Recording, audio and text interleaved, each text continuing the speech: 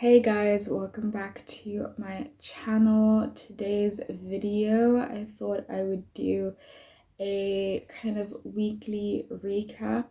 I don't know if I'm gonna do this weekly because it's just a lot, but there has been a lot of both new and older things that I've watched this week, and instead of doing like individual reviews, I thought I would just do one big video.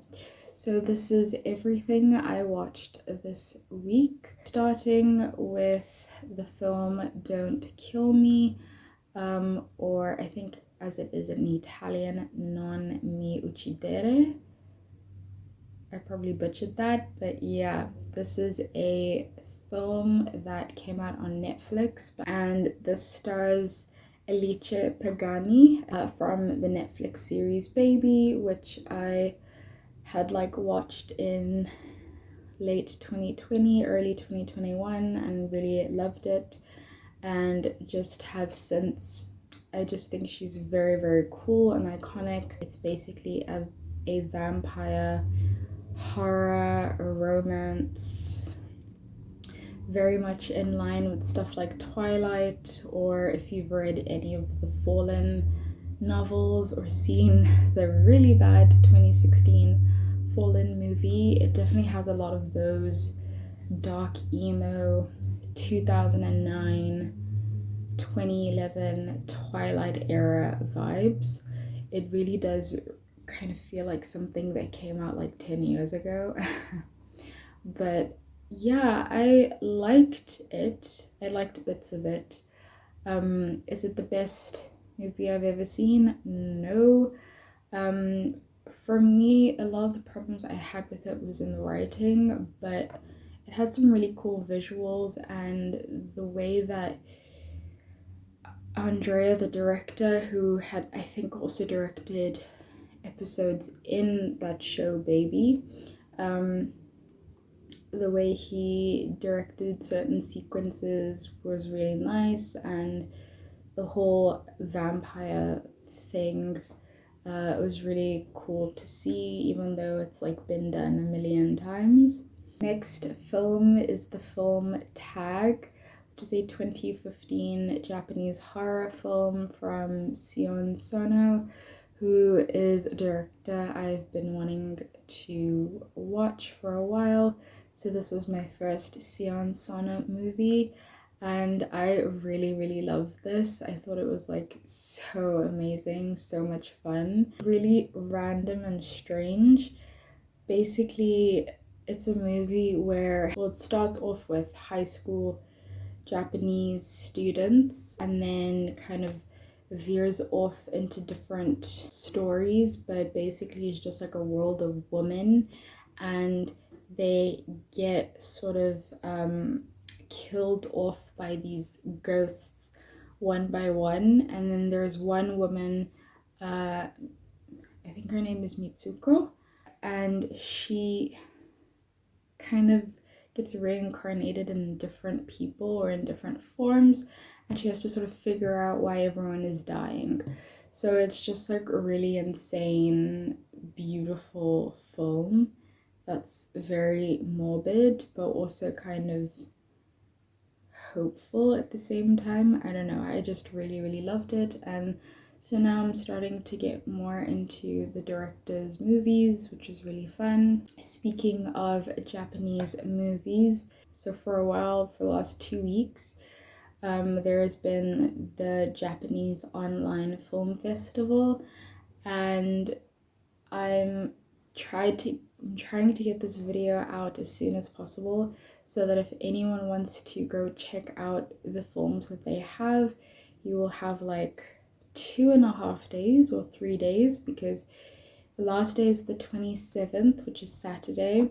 So it's about 20 movies that they have, and they're all free to watch online, which is obviously great, but not every single country gets these movies. So I guess be creative with how you try to access these movies, I'll just say.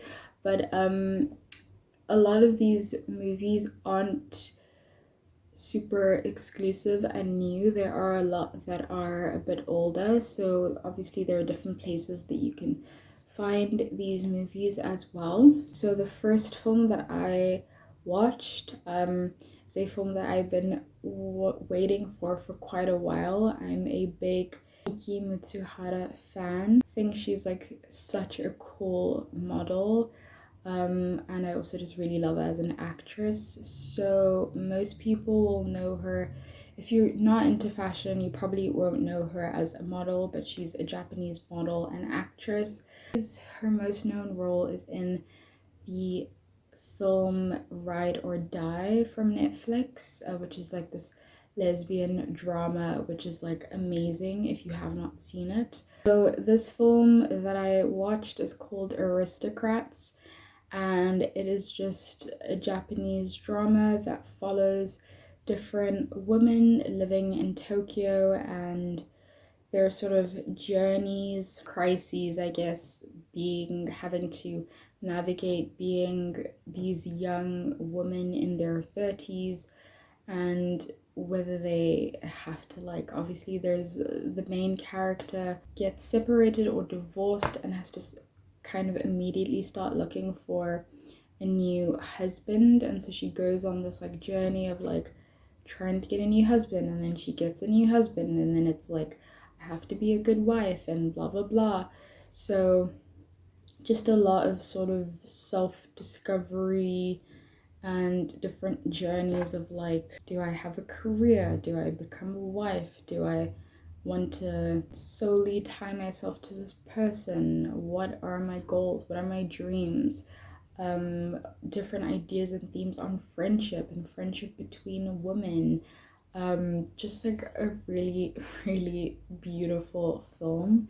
I loved the way that it was shot, and I loved the way that it was written. It had a really great screenplay, and it's directed by a woman, which is always great. I will put her name, I think it's Yukiko.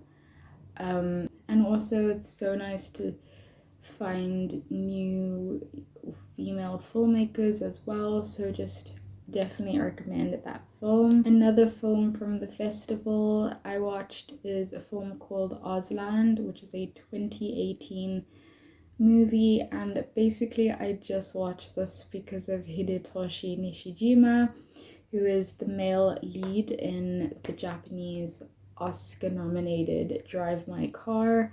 If you're a fan of his, definitely check out that movie. It's kind of, it reminded me a lot of like a TV movie. It didn't feel very like amazing and well crafted, but it was still really sweet and had really cute moments. I really liked the sort of romance aspect, but it basically just follows different people working at like a theme park and their kind of journeys, as well as like why they want to like entertain people. It's really cute. It's really cute, but it was not my favorite film. I'm thinking I might see if I can watch more movies from the festival. So I wanted to watch Rashomon by Akira Kurosawa, whose movies I've always wanted to watch, but I've never seen yet.